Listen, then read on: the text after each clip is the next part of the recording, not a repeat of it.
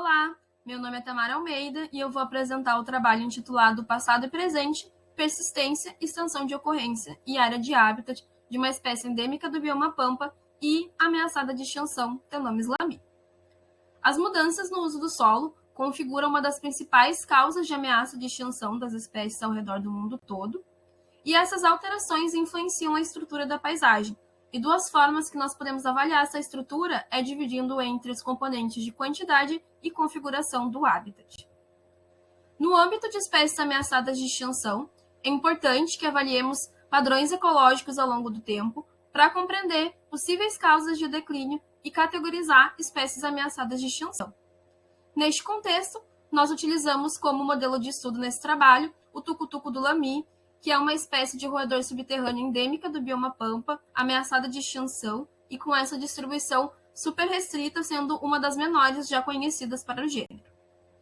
Como objetivos, nós tivemos o primeiro de compreender como que a persistência é afetada pela quantidade e configuração do habitat em diferentes escalas e, num segundo momento, compreender se houve redução na extensão de ocorrência e na área de habitat ao longo do tempo. Para isso, nós tivemos como hipóteses alternativas a primeira, de que a persistência vai ser predita pela quantidade do habitat na menor escala possível, e a segunda, de que, na verdade, a persistência vai ser predita pela configuração do habitat em uma fina escala. Como predições, então, a primeira, de que quanto maior for a quantidade de habitat ou aglomeração dessas manchas de formação campestre, maior a probabilidade de persistência, se manifestando, então, na menor escala possível numa abordagem multiescala. Como métodos, avaliamos os 28 pontos de ocorrência conhecidos para a espécie, que representam subpopulações, observamos alterações em expedições de campo e por imagens históricas, de satélite do Google Earth, e registramos pontos novos, avaliamos métricas de paisagem em 11 escalas distintas e, para avaliar, então, como que a persistência é predita por essas métricas, usamos modelos lineares generalizados. A extensão de ocorrência foi avaliada através do mínimo polígono convexo, dividindo entre a estação de ocorrência atual e histórica, e a área de habitat foi avaliada conforme metodologia proposta por Brooks em 2019, onde nós consideramos como formação campestre área de habitat adequada para a espécie. Os resultados.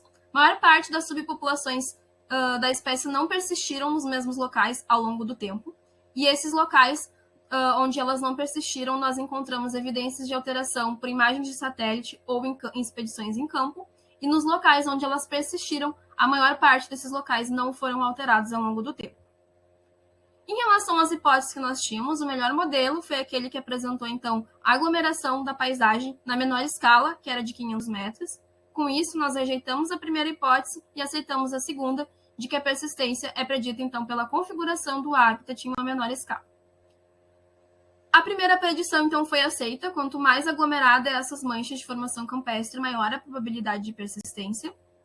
E aceitamos a segunda predição, que isso se manifestou, então, na menor escala possível.